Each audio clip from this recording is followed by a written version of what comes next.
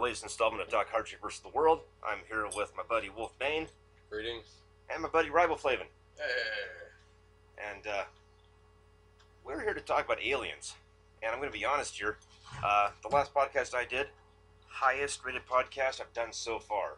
I've actually got to go into the settings of my videos and get the whole 25 cents per view thing now, I think. 25 cents per view? Well, dude, Markiplier and Team 4-Star and Jacksepticeye are fucking internet millionaires. Because they I just... didn't realize you could get 25 cents per view. I've got tons of YouTube videos. Yeah. I probably got like $7 worth of views. Wow, Doc, you're going to be rolling in the I mean, like, quarters. rolling in the change. I just write the bank. Dear bank, please send me all the change you owe me in pennies. I want to be like Scrooge McDuck, but with copper. Swedish McDuck? Swedish McDuck. Not Scrooge McDuck, but Swedish McDuck. Swedish is pretty good with metal. I just don't know how good they are with copper. It'd be like, get my wading pool out there and be like, yay! And the neighbors call the cops because I'm naked and shit. And it's a whole mess. But speaking of neighbors, we had a power pole blow up behind the house last night, did we not? Yep. Yeah, when you and I were at the unnamed gym that we shall not name unless they want to give us money to name them. Ah, yes. Good strategy. I get a phone call from this guy or a text. He's like, you might want to be careful on your way home. Some shit blew up and there's cops all over the place. Ah. I'm like, okay, that's cool. Well, they're not looking for me or somebody else. Plus, I thought I was going to get popped tonight on the way over here. What happened? Driving down the street, cop comes by, passes me going the other direction, and because I don't have working brake lights, Oh no. he stops at the stop sign behind me. I'm watching him, and he pauses, and I'm like, oh, he's there for a really long time. I'm waiting for him to flip around. Then it kind of swings out wide as he starts to go, and I'm not even looking where I'm going now because I'm just watching the rear view. And he starts to turn, it looks like he's going to make the U-turn, and then he just happens to go right instead and leaves me alone. I breathe the giant sigh of relief. I had an instance like that happen. Sorry guys, I know you're expecting aliens, but this is funny. I still have not. I'm one of the 8 people alive that have not seen the movie Avatar. That's what the blue people, right? Blue people. It's Gotcha. like the Smurfs had a baby with Dances with Wolves. Right. And they have sex with tails? Yeah. Do they really? Yeah. Wow, I did not know. Robot sex with tails. Like... Hashtag robot sex brought to you here by Doc Hardtree. Anyways, we were on our way to go. It was me, my buddy Adrian, and she who shall not be named. And we were actually in the mall parking lot going to go visit the theater. We're like, yeah, we're going to see Avatar. This is like the Star Wars of our generation, apparently. Is this back when the theater was still actually in the mall? Yeah. No, outside the mall. Okay, across the street, gotcha. Okay. And I had like 2 tall cans of me. It wasn't enough to be impaired, but like I wasn't driving, so I didn't fucking care. My buddy had about the same. And we roll through a stop sign. We get pulled over, and the guy's like, "You ran a stop sign." I'm like, well, this is the mall. This is the parking lot. This is it's a recommended stop sign. Oh no, the mall has leased their streets out to us police officers to patrol freely. I'm like, oh, well, shit. So he throws my buddy in the back of the car, throws me in the back of the car. It was a warrant, but it was a bullshit warrant because I paid my shit off, but the money hadn't cleared yet. Okay. And then the shield shall not be named just had no license. So you guys are all sorts of win. yeah. Well, he's like, well, can he drive? I'm like, legally, no. I'm still on probation from an incident that happened prior. So he runs our shit. He's about like this close to taking a sin. For the record, I'm showing my fingers about a quarter inch apart.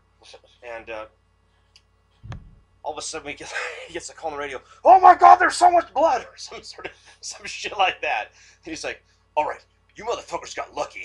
And literally opens up the squad car, uncuffs us, throws us out garbage can style.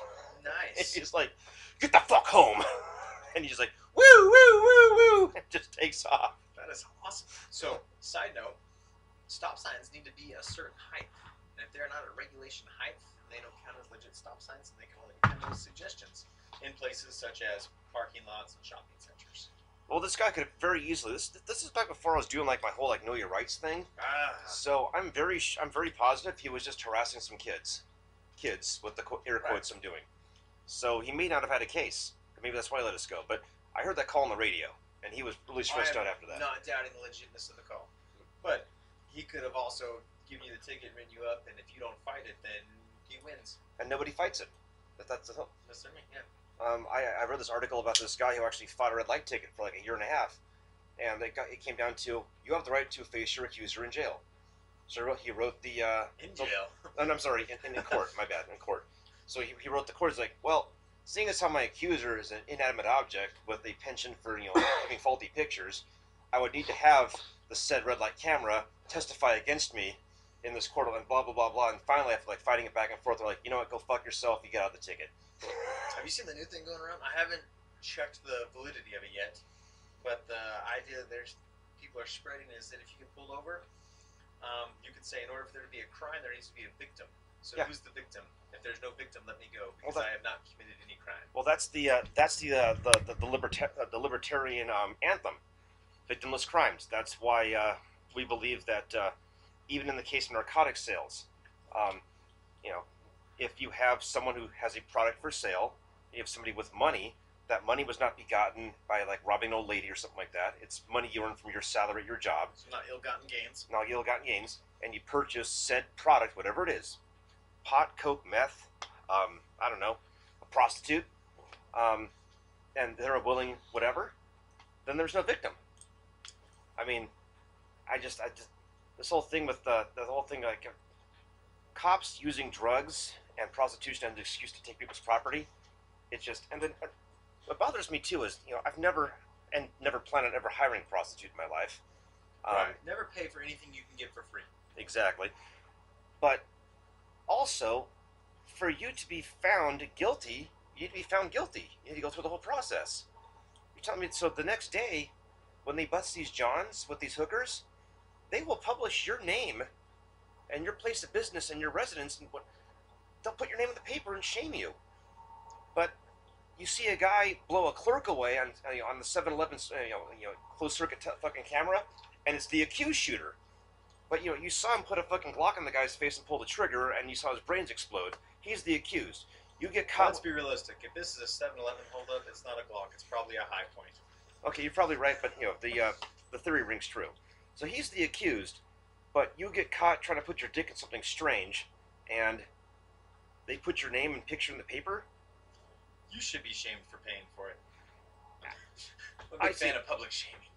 Public shaming, yes. Keep society in check. But also, I'm also a fan of like victim to actual crimes being punished. Yes. Now, if you were to say like punch the hooker out, take your money back, do any number of things that are illegal, and there goes your phone. Another crack to the collection. It's like a California fault line map. But yeah, I don't know, and it's a slippery slope. But no, that's what the problem with California is. We have to sign our shit when we get our license, pretty much giving up our rights to refuse the DUI checkpoints, to refuse to be compliant with the police officers. But DUI checkpoints in every other state, just about besides California, and other states that make you sign that shit when you get your license, right? People have been fighting and winning about being pulled over, because the DUI checkpoints aren't really about DUIs. For every maybe 50 people they pull over or get trapped in the DUI checkpoint, there might be one person who's like legally intoxicated. The rest, they just kind of run their license, they run their warrants, they will do unlawful search and seizures, and I don't know. I'm kind of torn on the checkpoints. In theory, they're sound, but for what they're used for, it's bullshit. Right. So when I feel like we could do this whole thing on law enforcement and we can make a few awkward transitions here. So but when it first started coming out and everybody's like, oh, we don't need the police can't pull us over, we don't need to talk to the police, and there's tons of videos on YouTube on what you should say or writing down the sign and holding it up on your window. Yeah. And you can't detain us, you can't stop us, you can't do checkpoint and everything. And then it just blew out of control that anytime someone wanted to stop people, they were freaking out. And I saw one video, and it was a guy at the checkpoint out by Barstow. Oh, really? The Nevada-California checkpoint. Even though it's not even near the state line, that's basically where it's at. Mm-hmm. And this guy's like, yeah, I know my rights, blah, blah, blah, spewing garbage he got off the internet, which, however true it may be. Well, the internet works in many aspects, but the problem is people don't account for state lines. California, Right. we've got a very, very like pro-cop sort of situation going on here. So whatever you fucking learn in Mississippi or Utah or North Dakota might not fly here in California. So you can't be like overconfident, like spraying your shit because Right. the cops Well, they know the law So enough to screw you. usually the person at that checkpoint, that's just it's like the same as a toll booth operator. It's somebody there, they've got a job. As long as you don't have like a bunch of mangoes and weed on your dashboard, they just kind of want to get paid and send you on their way. Right. Well, so these people started putting up these things so that nobody would search their cars coming across the state line check. And as much as I understand that nobody wants their crap gone through and it's just a hassle, California is the largest agricultural producer in the United States. We produce more food than anywhere else in the country, which means we produce more food than most other countries. Okay, I think California's like the 8th largest economy in the world. Right. So the whole point for that checkpoint, fruits and vegetables, because when it's super hot they don't ask you, and when it's super cold they don't ask you, is because when that temperature is just perfect, that's when bugs are alive. Medflies. And so they want to keep the bugs that are going to trash our food system and wipe out our crops out. So this Yahoo that doesn't want to stop because he doesn't realize that he is a threat to destroying our entire food production system is going to ruin it for everybody. Those are the ones where I'm just like, as much as I hate being stopped for stuff, I'm like, all right, this has a legitimate reason that we should probably pay attention to. So I had a buddy of mine who was a long haul trucker, and he picked up a load of shale from Texas. Okay. And at the Texas Colorado or the Texas Arizona border, he was stopped because there was a giant fire ant outbreak. Oh. And so they literally had to throw him in a Motel 6 for about 4 days while they meticulously went through his load and make sure like a fire ant hill wasn't somewhere within the fucking rocks that came straight from the quarry. And he was pissed, and I get it, but at the same rate, He lost a ton of money. and we don't need fire ants in California. Right, we do not. We have enough invasive species. Oh They're yeah. taking our fresh water. Stupid bait fish. Oh yeah. Where's the was it the snake the snakefish? The one that can just like get out and just crawl to the next pond. It's an like the Chinese whatever fish that's like. Man, there's so much hippies, dirty hippies. Well, just like how I found out that a lot of the agricultural plight brought upon by the drought could have been fixed had we just like changed a canal because of some certain like minnow species. Yeah, that's the 6-inch bait fish. Yeah, That's an invasive species that we are taking all that water flowing down and dumping it in the ocean to protect, to try and keep alive, and it's still trying to die. It wants to die. It doesn't want to be here anymore. We should just like the take all native that water. population. We should use the water to water all the crops for every farm you see when you drive up through central and northern California. Oh, yeah. Big old signs that just like, no water, no food, dust bowl, But people make money on that crap, so. Someone's got to print the signs, right? Well, it goes beyond that. The politicians rerouting the water and making money. Oh yeah. Oh So, yeah. That's going to be a hard one to fight because hippies are stupid for the most part, and they're not smart enough to do research. So. Hashtag feel the burn. I don't know if I said this on the last podcast, but I was down in LA the other week or so, and there was a free STDcheck.org, and it was feel the burn BURN. Yeah. I'm like, that's fucking brilliant. Oh yeah. Did you see the thing with Hillary? No. Her campaign spokesman or whatever for some portion of her campaign is also what is it? I think he's the herpes person from Oregon. That's who he's on the little bus bench for. Yeah. Maybe it's a different STD. It's STD related. I'm the So Oregon herpes. STD related. I'm the Oregon herpes spokesman. Yeah. Oh. God, you just can't make this shit up. All right. So on politicians, because I heard if Trump wins, he's going to get rid of all the aliens. So the illegal ones. Well, do we recognize intergalactic law? Well, so back in, and my mind's fuzzy on this because I don't have a computer in front of me to look it up. I want to say it's the 60s, whenever Dwight D. Eisenhower was president. 50s. 50s, all right, so even farther. Makes it more legit, right? Longer lasting laws, or whatever. Anyway, Precedence. That's how the Supreme Court goes. Precedence. Yeah, even makes no sense. Yeah, Precedence. exactly. Over at Edwards Air Force Base, there was a spaceship that landed, and Dwight D. Eisenhower was jeeped out there onto where it was landed at. He went inside the spaceship and had a meeting with whoever the occupants were inside. No shit. So as far as we know, that could have been some sort of treaty or immigration setup to allow it. I've heard lots of different people's theories on it. Most of the, I guess the treaty, if you will, is based on you give us technology and we will allow you to abduct so many people every so often to conduct experiments. See, my guest host on the previous episode, which I'm hoping to get back on either Sunday or Monday. I wish I would have listened to the previous episode so I could see what you've already covered. He's talking about how Operation Solar Warden. You heard about this? Maybe.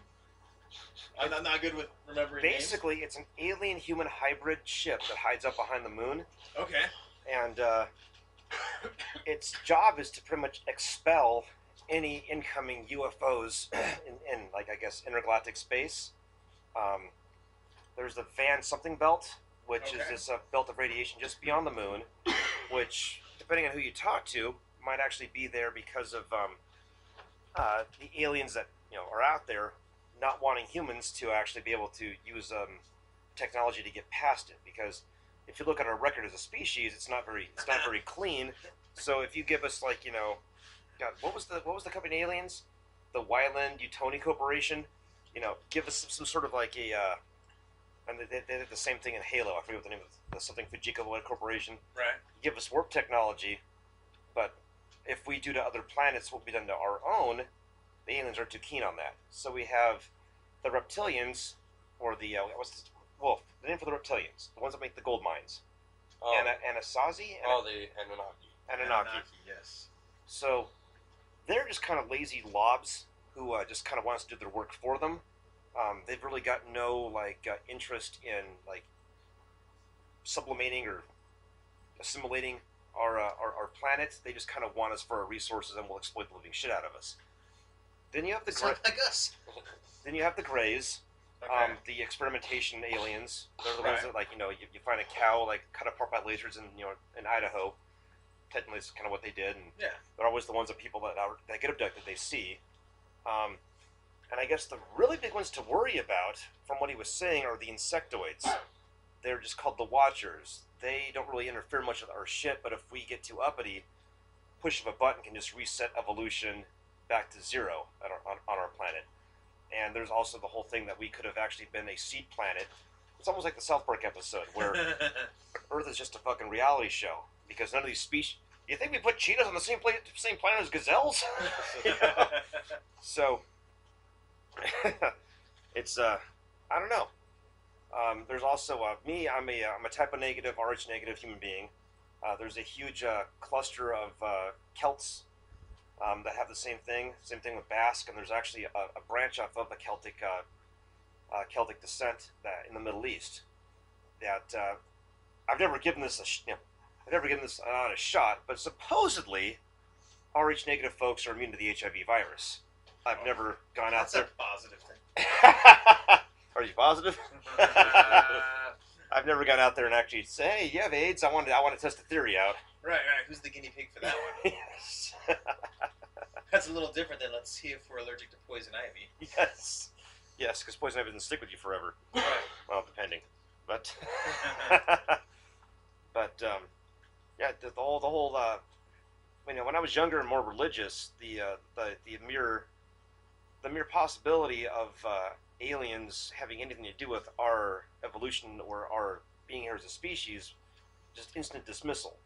But there's just a lot of shit like you're talking about the mysterious library underneath the Sphinx, the gold mines at the once again Anunnaki, and just a bunch of shit that when they do the dating, it predates what our preconceived notion of human civilization is. So do you have anything to espouse on that? So there's a book that was, I guess we'll go with uncovered by accident. Fairly modern. We're not talking ancient civilization. couple guys. Oh, I want to say maybe Ukrainian, whatnot. I don't remember their original origin. Anyway, two guys meet up, and they meet online. They have similar hobbies, straight hobbies, and at some point they end up at the one guy's dad's house, helping him clean out the garage and getting rid of a bunch of stuff. And these guys are, like in their 30s. Okay. Been there. They come across a bunch of books and documents and the crap, and they ask their, hey, what do you want us to do with all this crap? And he's like, throw it out. And so while they're going through stuff, they find this book, and it's like a notebook that's standard, like what you picture it, like a diary or something like that. And they start flipping through it, and it's got drawings and pictures of something like 100 different types of aliens. No shit. And so these guys are like, whoa, and it's written in Russian. I think Russian.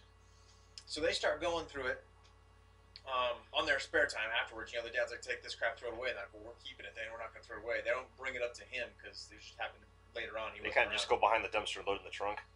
Huh? Well, when they saw it, he wasn't around. They're like, oh, well, he wanted it gone anyway, so we'll keep it. So they go through and they start going, and this thing just has tons of updates on all these different alien species. It's got drawings, it's got pictures if somebody had pictures, it's got when they were last seen on Earth, where at, what they were doing, what their role was, whether they were friendly, mean, who they had treaties with, cannibalistic or not cannibal. Yeah, we're actually a food source for some of the aliens, from what I understand. Yeah, exactly. And so I had all this information in it, and these guys are like, "Oh, this is crazy." And so they end up, later on talking to the dad. They're like, "Hey, do you know anything about this book?" And he's like, "Oh, I was wondering what happened to that." So oh dear. Back when I think he was KGB or whatever the equivalent was at the time. Oh shit. And the book was a standard issue. The Russians actually had a set group of people, almost like a Men in Black, if you will, and their job was to travel around to anybody that had alien stories, get as much information and document it as they could, try and get photos, descriptions, anything they could, and they brought it all together, kept collecting it, adding it to this book. Wow. And there were several of these books that were issued out to everybody in this group so that they could have this huge collective information. A little closer to the microphone. Ah, I'm too far away, huh? No, we heard most of it. I want the shit to be clear. Gotcha. That makes sense. So, if the Russians got it, we do. Right. Hopefully. I'd hate to think that the Russians are beating us, but... Well, maybe into space. Yes. Da. Technically to the moon as well. Oh, really? We're gonna talk more about that. All right. So as far as how many different species there are, and we think about how big the freaking universe is. It's huge. Even if 1 out of every 100 star systems was inhabited by an intelligent species, that's still hundreds of thousands, if not millions, of species that could technically, and 1 out of every 10 of those capable of intergalactic travel. That's hundreds of species. You're right. Yeah, tons. And they're fighting each other and whatever. This book had all sorts of different stuff in it. Oh, yeah, so to continue on with the book, okay, my bad. Not so much synopsis. So these guys start translating it and writing it down and getting it so that it's, I want to say that, I think maybe in English, maybe French, something like that. And they started photocopying the pictures, making copies of this thing, and they would alternate who had the book. The one guy they'd meet up and do some work, and then the other person would take the book. And during one of the meetups, mysterious crash, car wreck, and the one guy shows up on scene to his buddy.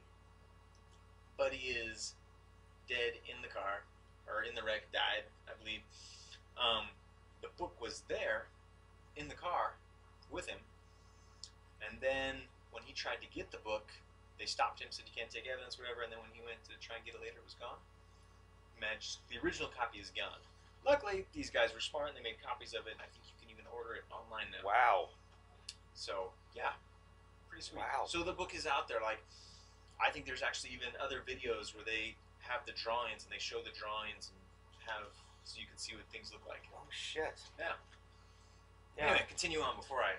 I have a buddy of mine, I think he was actually a guest star a while back now, Mr. Wright.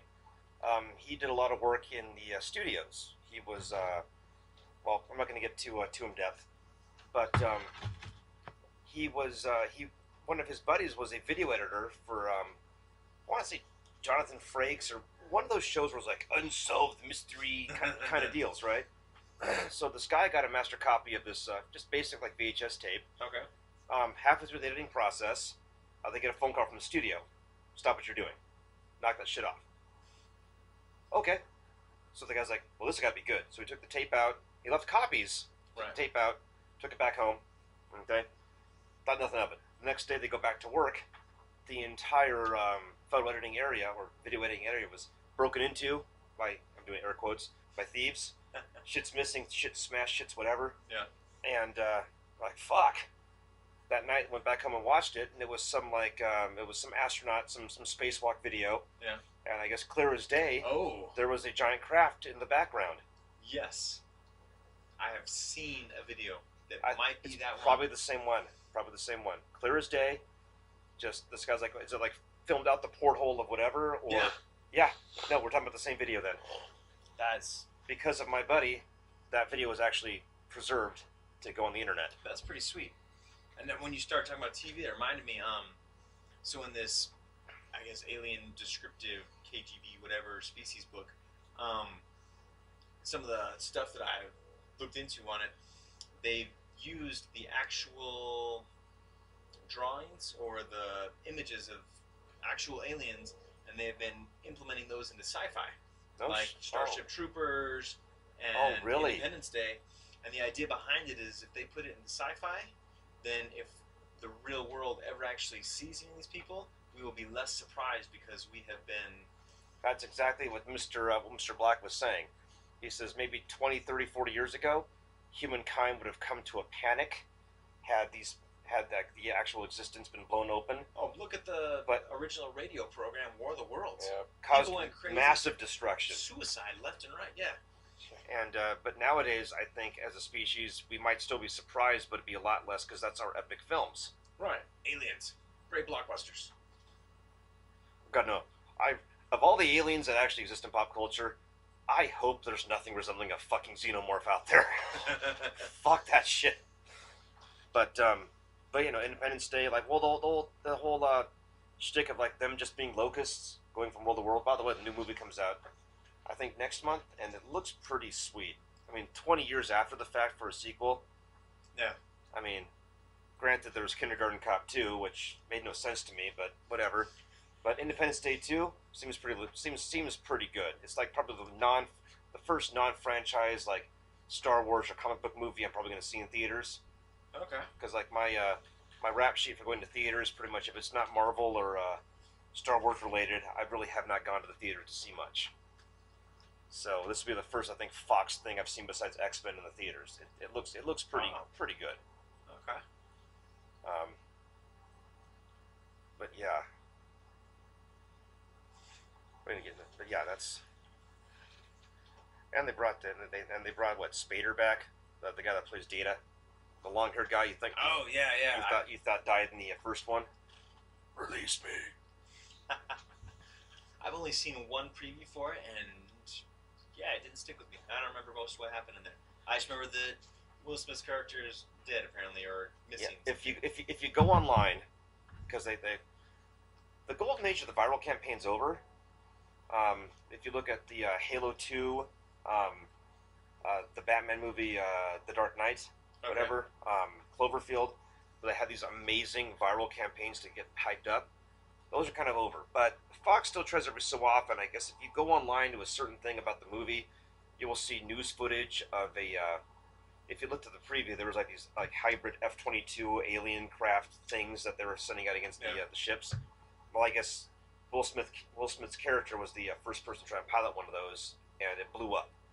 So he gets killed off on screen but off screen in like a news clip. Not a spoiler. Like this has been out for months. Oh, I didn't know that. Of course, I'm so far behind when it comes to technology that it's ridiculous. But so yeah, wow. So the Ukrainian crazy ass alien book. Yeah. I'm gonna have to take a look at that shit. There's there's some interesting stuff out there, and there's aliens seem to fall into believers in aliens seem to fall into two different main categories, and some of them kind of branch off different from there. And you have the one category that we've mostly been going off of, which is the aliens. Yep, people from other planets all over, crazy, and they've got their own thing going on, and whether they want to use us or invade us or stop others from doing the same is its own area. Then you have the other group, who is everything is based more off of a religious idea. Okay. That idea being that we'll go with most Christians or people of Christian faith believe that there was a war in heaven, if you will, before this earth life, and that's when the devil was cast out and a third of the host of heaven, and those are all demons and whatnot. And this group follows the belief that those demons weren't demons, are what everybody is thinking is aliens. Extraterrestrial. And so they are using their powers and knowledge to trick us into thinking that aliens, supreme being, aliens started life on this earth, that, that whole idea that breeding's going on with genetic crazy stuff. Another thing Mr. Black said is the one thing the Greys, one of the most coveted things in the galaxy, I guess, is actually human DNA. Because you can just take a couple of samples of DNA, clone a bunch of humans somewhere else, pretend to be their god, and they'll just do your work for you. That sounds like a pretty sound theory. Yeah. That's the idea, is that these demons are using the alien form to trick people into thinking that they have superior knowledge and power from other parts of the universe, and so that way people will look that way instead of towards what people are considering God. And it's like the Great Deception, so that people will leave their belief in God to follow the demons that are tricking people into thinking they're aliens and other things. It's almost a reverse thing that the game Doom 2 had going. Because Doom 1 and 3 and the newest one that came out was straight up like, these demons are from hell, we opened a portal by mistake, blah, blah, blah. In Doom 2 for the PC, there was a side note saying that, well, these are actually aliens that kind of got a copy of our religious scriptures. So they were disguised as demons to scare us into submission. Ah, gotcha. That's an interesting idea. So it's like a reversal on that. The demons are. That's interesting. Yeah. But you two talk real quick. I'm gonna get some more caffeinated beverages. Wolf, you need to talk more, dude. I know you've got more shit to say. Here, give me a real refill. I thought you were gonna say give me a roofie. That was gonna be a whole other. That's the second conversation roofies I had tonight. I can't remember the first one.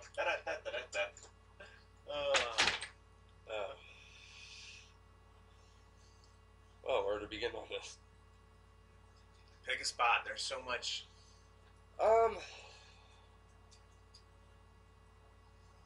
I know. I'm trying to think of where to start at. Well, I've been a big believer in aliens for a while, especially going to the whole ancient aliens kind of thing. Okay. I kind of fell into that cult. Yeah. And mostly I stumbled into it mostly because it doesn't give clear answers. I don't believe everything they say, but at least it gives you theories about some of this unexplained stuff. Like we were touching on, or Doc and you were touching on how mankind civilization is much older than we previously thought 5 years ago. Originally, we thought that the earliest civilizations were about 10,000 years ago. And that's pushing it. Yeah. We're finding evidence every year that further back we found a settlement that was megalithic. Huge stone structures and temples that were dated back to 15,000 years ago. And they're finding more evidence of even further back now. It's crazy because I, as a amateur geologist, poo-pooed the notion of that remake of 10,000 BC, 1 million BC. The one with the giant birds and the guy and his wife gets abducted and there's mammoths building pyramids. Yeah. Right. That probably could have happened. And then there's just other weird stuff, like they made this one discovery where, I forget, some guy dug it up, but they found a iron or some metal hammer that was embedded in a rock. And the wood for the handle was still there. but it was so old that it was petrified wood. It turned into stone. Okay. And so they haven't figured out an explanation for that. And then in China, Well, that didn't. Well, that then the technology to actually create a forged iron didn't exist at the time. Supposedly, when this hammer was created. well, supposedly the hammer was made. Well, Yeah, that it would be millions of years old. Which I have a hard time trusting carbon dating or anytime somebody says they didn't have the technology to work metal or anything metal related. I'm like, yeah, I just kind of don't think you're giving them enough credit. Well, there could have also been several pockets of humanity at the time that maybe had advanced knowledge of Right. shit. And like, Yeah. I think you were going here because I heard you start to say My bad. China. Are you talking about the little cell phone deal that they found in the rocks? actually no, but that sounds interesting. The thing I was about to bring up, which actually that does sound interesting. The thing I was about to bring up was they found this one hill in China with all these pipes running through it. Yes, actually, if on the cover of one of the Who albums, they're all peeing on the structure, Okay. and that's the structure Wolf is talking about. It's the Gotcha. structure full of pipes that go into this lake, and they're the technology supposedly back then didn't exist. And we're talking about pipes that go from full blown manhole fucking pipes to like Pin needle. pin needle like in diameter. Okay. Right. But yeah, I forget what the album is, but like the Who, they all just got them peeing on the structure. It's like middle of nowhere. It looks almost like the House of the Holy Led Zeppelin cover, Okay. but they're just like all four of them are on this weird structure, middle of nowhere, and they're just like pee stains, and they're all kind of like facing it, like we just got them peeing on it. And I forget how they dated it, but I don't know if they dated like the layers of segment in between the pipes or whatnot, but they said it was pretty old. I can't remember exact date, but far beyond our regular notions of civilization, especially for something for that. But yeah, what's the cell phone thing you were about to talk about? So, if I remember right, hopefully I'm remembering right. I think it was a cell phone. It was either a cell phone or some sort of It was a computer cell phone. chip. It was. It was a cell phone. Right. So yeah. I was in China. They were digging up rocks, or there was some earthquake or something exposed. They were moving stuff, and rock, and been buried for what they say is hundreds of thousands of years or thousands of years, whatever their crazy scientist timetable works. Nobody's touched this area in at least 100 years. At least. They said way farther, but 100 years is safe to say, yeah, nobody's been there. And there it is. It was either a cell phone or a computer chip of some sort. Plain as And- day. Yeah. It was on the internet for like a week and disappeared. Yeah, embedded in the rock. And you're like, where did this come from? Like, nobody's... Yeah. Well, also the Egyptian pyramids. All the hieroglyphics show these people that are like painting shit, having, pardon my French, having like these That's little not French. these little balls of and these little balls of light. Uh-huh. And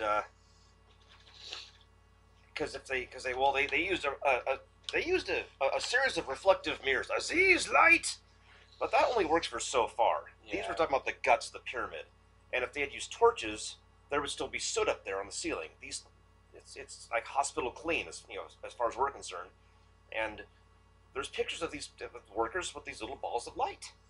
So, on that, I'm not sure those balls of light are necessarily balls of light for illuminating the insides of the pyramids or Oh, yeah? for working. Are you familiar with we'll call it the Coral Castle? No, Mm-hmm. Coral Castle is I want to say it's in Florida. Yeah. I forgot the guy's name. Basically, he said that he discovered how the pyramids were built, really. and that Einstein or Newton's theory of gravity was wrong. Backstory on this guy. Mr. Red, I'm sorry, Mr. Black also explained about how the gravity variable exists in our science to actually throw us off. So, there's gravity. Yep, gravity is where I was going to go. Okay. So this guy met this chick, thought she was awesome, and this is back in the, I want to say, early 1900s, and wants to show off, press, do whatever, something. So he builds this whole little like castle deal for her, out of giant blocks of coral, Okay. extremely heavy. Guy builds the whole thing by himself before heavy machinery, all that stuff. These things, it's like the equivalent of somebody going and building Stonehenge. And every time somebody asks, and every time somebody's going to come over, he stops work before they get there. Doesn't want anybody to see how he does it. There are reports of neighbor kids who lived in the area who had like peeked in through the fence or seen him working, and they said that they saw him with some device, and he was basically floating these coral blocks, Wow. huge coral blocks, just kind of floating them over, and then he had like a, we'll call it a hoist set up so that he could position them how he wanted and line them up. And yeah, basically his thing was, I mean, he died, of course, and took all his secrets with him. But his thing was that gravity is false, and it's just that everything is magnetized. And so it's not gravity that keeps us to the Earth, it's magnet, like a magnetized pull. And so he figured out a way, you know, you take two magnets and you reverse them. Reverse the polarity. So he figured out a way to reverse the polarity in the objects enough that they would naturally want to float, which would allow him to move them without heavy machinery. And he was saying that he's pretty sure that the pyramids were built underneath the same idea. In a similar fashion. Right. Because even old texts that some of the priests or the architects wrote about the pyramids being built back then, they used to talk about how they would put this weird inscription on the blocks, and it would make them almost weightless. They would literally be able to push these huge boulder-sized blocks just one-handed. And they would like float, or they'd be able to push them like 15 feet at any one time. Well, the Egyptian pyramids has a lot of mystery behind them, but one thing that no one really talks about a lot are the Aztec or the Mayan pyramids. These are blocks that aren't held together with any kind of mortar, Right. and to this very day, you can't slip a piece of paper between them, even after erosion and everything like that. They're almost like Lego perfect. Well, the theory behind that was, if I remember correctly, And these people supposedly never even invented the wheel. Yeah, Not invented, but you know what I mean. the theory I've heard about that is that they were able to heat up the rocks to a certain degree where they were actually malleable enough, so when you put them together, they perfectly fit to each other. That's the theory I've heard about it. Edward Lee Scalman. That was the guy from the Coral Castle. So as far as blocks being fit precisely with no mortar, I'm pretty sure I'm right on this one. I'm going to feel foolish if I'm wrong. The Mormon temple in Salt Lake City in Utah, I believe, was built the same way without. And what did they use? Mortar. I believe it's a granite building, and everything was just cut precise and laid into place. Wow. But Now I'm gonna use the fancy internet now to double check this now that I've said it. But could this have been done in basically the Andes thousands of years ago? So one of the things they did, because this was built, they started building it, I want to say in the 1800s. Okay. And so basically it was carts that were drawn by horses and ox, and they would cut the stones from the quarry and then move them down to where the building site was, and they had guys there with hand chisels and whatnot that were just going to work. But I'm going to double check because Good Idea Fairy's making me doubt myself. I'm the Good Idea Fairy. Hi. Let's see. Is that when you leave like a bad idea under your pillow and they leave you a good idea instead? Sorry. Puns for days. Oh look, I start typing Salt Lake Temple and it says no mortar. Already, and like the search showed up quick. Huh. Could be cut. The stones could be cut to fit without mortar. Okay. Now, so that was in the original building. I wonder if that is two different people are saying this. Held together with mortar could not carry the. All right, so the mortar could not carry the massive weight of the temple, and it kept cracking. And so that's when they decided they had to cut the stones to fit exactly. Wow. So it is still amazing, nonetheless, that the Aztecs or Mayans or whoever was building stuff, still amazing that they could pull it off. Yeah. But like the whole thing about the pyramid structures, and just even Stonehenge itself, the vast not astrological, but the astronomical. The knowledge of astronomy required to because I guess on a certain twice a year You actually see what Stonehenge was supposedly built for. The fact that I think the pyramids line up with the Pleiades. Is that what it is? Is the Pleiades? I don't know if it's the. I'm not so familiar with what they line up with in the sky, but I know that they all line up on Earth.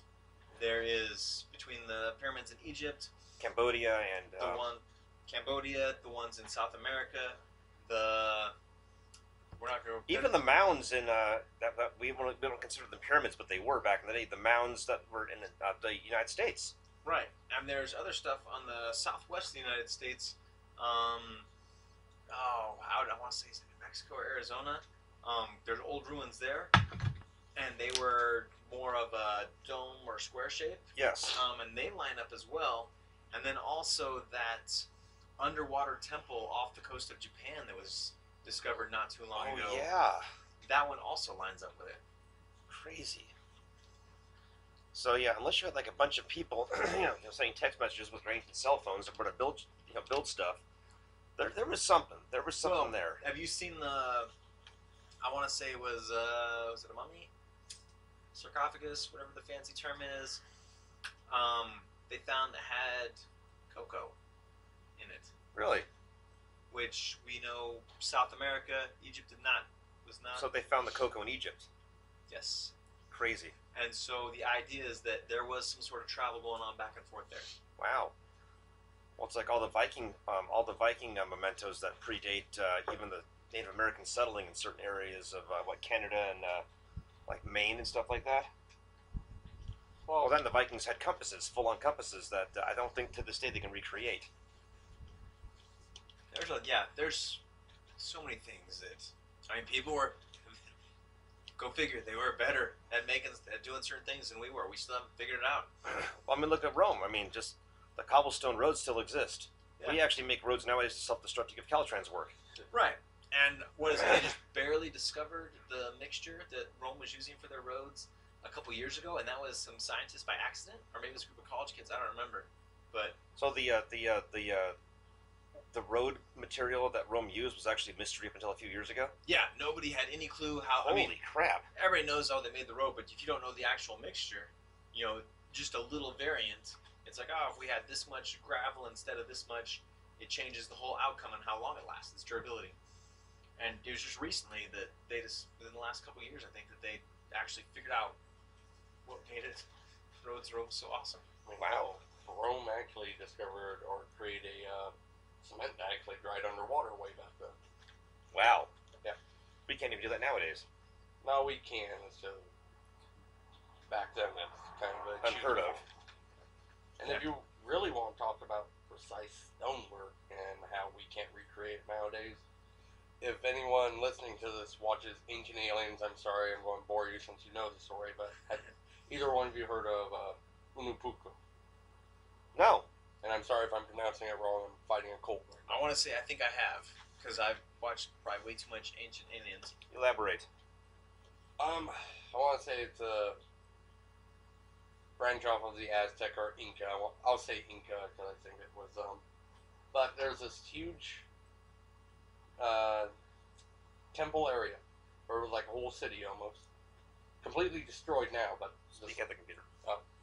There's this huge temple facility that's destroyed now. I mean, it looks like someone just a giant wrecked the place. But no, the stones they cut were so precise. It was like Legos. Like each stone was 100% accurate and similar to the next. And they all interlock. And the thing is, if you are into masonry or stone cutting, you'll know what I'm talking about. They had very intricate, what's the term? Intercuts. I forget the technical term. I forget it too. Oh, I know what you're talking about, and I too am a loser and cannot think. of what it's Collective called. brain fart. I think it's called inside cut or something, where it was literally they would cut. You cut notches. But the way they did, even with our modern day machines, we cannot recreate it. We've tried. They've had those big machinery that are on a computer system, and it's supposed to replicate whatever you put into it. You still can't do it. Wow. So even like with a synthetic 3D printer, we couldn't.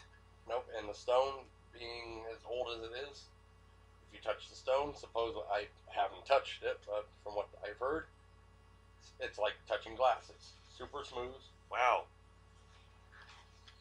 And yeah, just the amount of effort put into it, you would have to have just hundreds upon hundreds upon hundreds of master craftsmen all working under the same note and producing exactly the same material.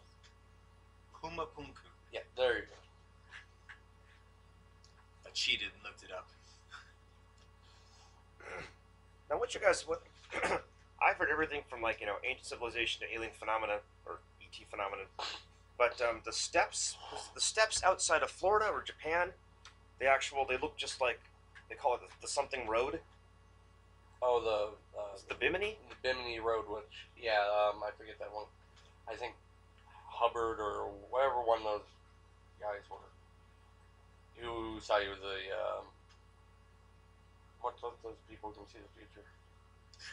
Prophet? Yeah, Prophet. Actually, yeah, that's why you... Hubbard as in L. Ron Hubbard? Yeah. That, Scientologist? Yeah. Also sci-fi writer? Yes. Okay. he predicted, which I'll admit, I'll give him this. He predicted years before they would find Atlantis. On the same year, same day, they found the Bimini Road.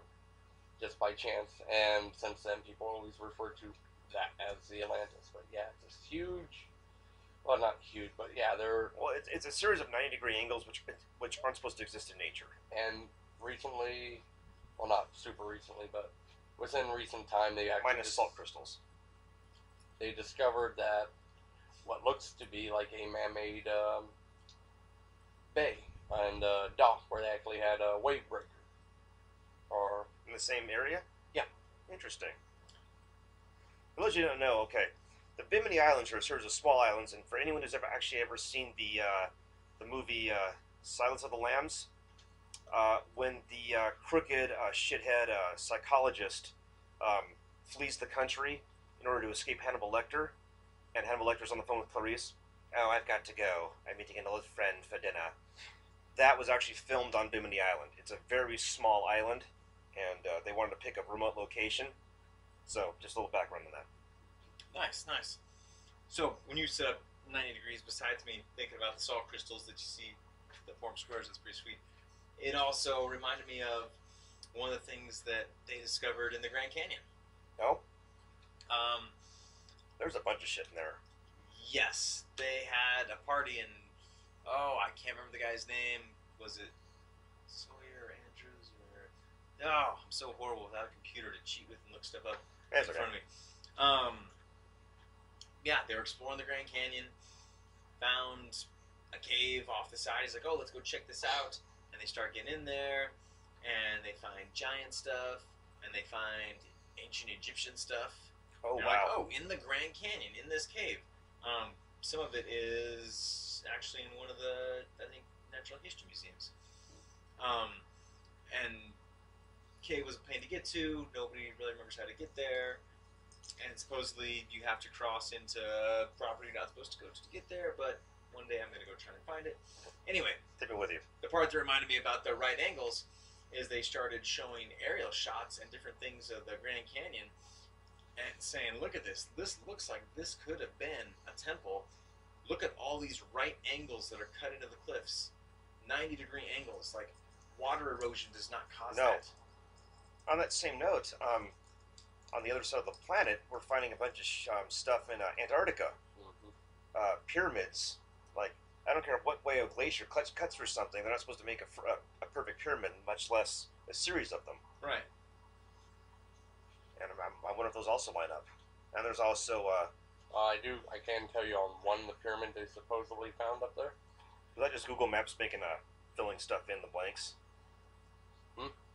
Well, with Google Maps, you're not actually seeing the landscape most of the time. It's sort of like the computer's extrapolation of what's. And sometimes mountains do become pyramid shaped. So you have a lot of amateur crypto or amateur alienologists who kind of like see funky things in Google Maps and like this area. Well, as a quick side note, this area I think outside of Europe where the fishing trawlers had created a big like carved thing into the sediment. Yeah. Because that's how they drag their nets. Right. But they're like, oh, it's Atlantis. So you have to be really careful on Google Maps with what you see. Because also, if they're able to black out shit in USSR or the former USSR, they're able to black out Area 51. There's people on Google Maps editing stuff out. So if you're not meant to see it, you're not going to see it. Right. There are yeah. people whose job it is to go back and retouch up photos Mhm. and get rid of things. Yeah, I mean, on Google Maps, there are areas that are blacked out. Completely. But the one pyramid I was talking about up in the Antarctica, if it is a pyramid, it actually does line up exactly with the compass. North, south, east, and west. Interesting. It also would be, if it is a pyramid, it would be the largest pyramid we've ever found to date. People like Antarctica wasn't always Antarctica. Antarctica was part and parcel with the rest of the continents for a long time. Yeah, and plus that also something I've touched on with you, I think, previously in just a private conversation. Another one of my ancient aliens old facts, but they discovered this one map where they don't know how it came to exist, but it shows Antarctica ice free, where it shows the actual landmass underneath and perfectly mapped out. I believe it. And that leads you to say, well, how the hell is that possible? I mean, Antarctica has been iced over for how many years now? All of our lifetimes. Quite a few. That'd be an interesting map to look at. I've never even seen that. I'm gonna So, look it up so a later on. topographical map of the under the ice geography of that'd be something worth seeing. Now, I'm not saying this is alien stuff. One of the biggest reasons why I do delve into this ancient alien stuff, because it does bring all these questions to light that mainstream historians and scientists just, well, it doesn't go with our theory, so shove that out the window. Well, one thing Mr. Black was talking about was the Earth is actually in a perfect location. It's sort of like a I don't know, like a Sweden or whatever on a galactic scale. There's a lot of empires or whatever that kind of overlap, and Earth's a perfect staging point for a lot of these creatures, a lot of these ETs. In addition to the fact that gold, it's like the movie Cowboys and Aliens. They're like, there's a line there where they say, well, gold is just as rare on their planet as it is ours. So I heard stuff like certain aliens need a certain atmospheric concentration of whatever, so they actually vaporize gold to sustain their own life. The Anunnaki, and if any of you guys out there are sci-fi movie people, have you ever heard of a movie called Battlefield Earth? That's literally just a retelling of the Anunnaki story. Aliens coming down to mine the gold. The book is way better than the movie. Back to L. Ron Hubbard, huh? But okay, that's crazy. John Travolta's overacting aside. Yeah, I actually liked the movie. Everyone else can hate it. I liked it for what it was. I didn't have anything against it, but having read the book, books have ruined so many movies for me. It's kind of a shame. Well, it's like, Battlefield Earth, Jurassic Park. well, the Jurassic Park, the whole book was a metaphor for chaos theory. But don't get me wrong, I love the movie because it was the first movie to actually show realistic, stop-motion dinosaurs. But reading the book, the entire thing of the islands, dinosaurs breeding and being variables and whatever, was just the island was its own fractal. It was its own chaos theory. And you actually, in between each chapter, you see like these 2 squares. Then it becomes 7 squares, then 8 squares, then like this weird shape. The whole thing's a basic metaphor. And Michael Crichton was brilliant on this. He explained chaos theory to people who were dinosaur buffs. But all that aside. So yeah. Wandered into a weird area to try and segue out of. Dinosaurs, aliens or not? If there are dinosaur aliens out there, please abduct me. I want to ride a Tyrannosaurus Rex into work one day. I don't think I want any part of the. Well, maybe abduction process isn't the. There's so many just weird, like people's first-hand experiences or their first-hand Because accounts. some people aren't abducted for quote-unquote bad reasons. Other people just disappear. Right. It's you don't necessarily have to be anal probe. You can just be a specimen they want to inspect, or maybe they just want to preserve your mind for later on. Who knows? And then we get into the whole time travel thing, which is a whole different episode for a different day. Yeah, that's a time travel. That's a whole nother. Yeah. Yeah. The personal. There's so many just some of the personal accounts of people's interaction with aliens. If I had just read the personal account on its own, I'm like, this person is cracked out, like something is wrong with them. And then when you start lining up, you're like, oh, this person didn't know this person. This is before the internet. But they've got the same They've story. got similar stories. Or that people start shining light on things, start dying mysteriously. Oh yeah. Like Phil Schneider. Mysterious death. Everybody, tons of people started dying. He was being drugged by a supposed, was a home caretaker. Oh. And then and this is a guy that spoke multiple languages, degrees in geology, and he was helping to build underground caves / bunkers / underground bases for our government here in the United States. And he actually got in we'll call it a gunfight with aliens. I believe it was underneath the Arch of Mesa. Oh, wow. Yeah, that was back in a. So the government knew that the aliens had this giant underground base, and they're like, oh, we should build our own underground base. We should go in there and clean it out, kind of thing. And so, as a geologist, he needs to go in there and test the structure. So they drill into the earth, and it opens up to this giant cavern. And it's like I said, in there, he's going to look at the structure and decide, is this a place we can build something? Can we make this legit and workable? And so they got it in. They lower him down like this basket deal, and he says horrid stench when he gets down there, just horrible. And he gets down there, and there's, I want to say it's what looks like a gray, and there's a bunch of them just sitting there, and it sees him, he sees it, the whole moment. And then because he, not a soldier, didn't have a rifle, he had a small little pistol. I think it was Walter PPK. Oh, James Bond's gun. Yeah, had that on his hands, but he's wearing these giant, gloves and whatever, because he's going down, and so he can't fully operate it real well. And so while he's bumbling for it, the alien brings its hand up to its chest and shoots this ray, basically out of the thing's chest towards him. It actually hits him, rips him open, slices off a bunch of his fingers. He's got huge scars and everything. He used to travel around and go to conventions, and he'd take his shirt off and show people, like, hey, this is where it got me.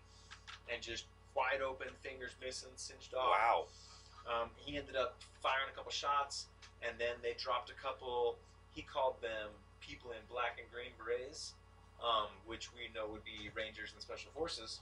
They came down, huge gunfight underneath Arch of Mesa, inside it, and I forgot how many people died. A ton of people died. They ended up saving him, pulling him out, and they wiped out whoever was under there. There was local sheriffs. It's on, I want to say, Indian reservation land. But there were people that were around that were alive back when it happened, and there was a group that went and started interviewing, like, hey, we want to know about Arch of Mesa, we want this, and one of the sheriffs, he's like, we can't talk about this, and the guy just looks at him, and he's like, were you around when they pulled the bodies out? And he's like, yes, that's all I'm going to say. Wow. And yeah, and so Phil Schneider, he's got these crazy accounts, tons of different, interactions with aliens and whatnot, ridiculous high secret clearance, and come to find out that he's being drugged. And then he was speaking, his wife noticed that he was speaking in his sleep in different languages. And she's like, I didn't even know he knew these languages. And she figured out that he was getting drugged, and so she started pulling him off it. And as soon as that happened, he kind of stopped being super weird, leveled out, started remembering languages, started remembering experiences, and he had tons of pictures and different metal and stuff from actual UFOs. And then he mysteriously is murdered. They said that he died of, was it a suicide?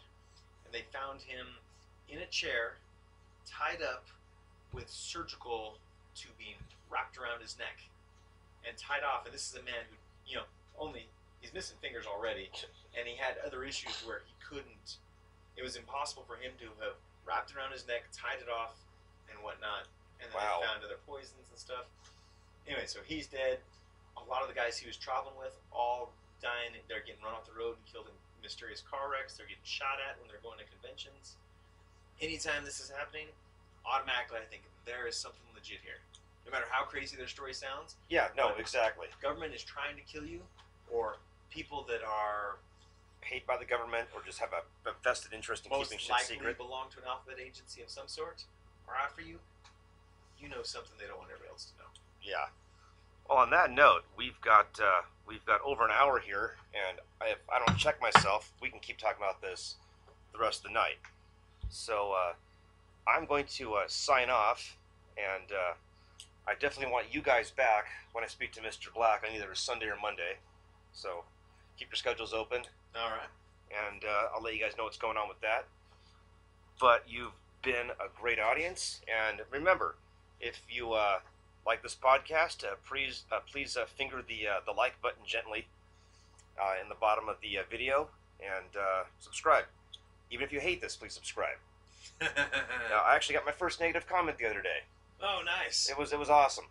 That's always when you have negative comments. It's no. This is bullshit. If the government knew about this, if this was legit, the government would have taken this down. That's the beauty about the internet. You can have a lot of shit that's legitimate, and the government. There's so much to weed through that if the government is keeping an eye on Doc Hardtree, that says something else on its own. Yes. You heard it here, folks. I also have no intention in the future to commit suicide, so if you find me dead with the surgical tube around my neck, wasn't me. It's funny because he actually made a similar statement. Oh, god damn it. He actually told well, family members. So did Hunter said, S. hey, Thompson. He said, if I die, it's because of something. Yeah. Hunter S. Thompson said he was going to be suicided a week before he was suicided. There you go. So anything that's cool, the government doesn't want. Just like those guys that built the cars that were running on water and they mysteriously died as soon as they threw the information out there. Anyway, different topic. Different topic. So yeah, so bottom line is, don't trust the government. Trust yourself. You're the only person who can really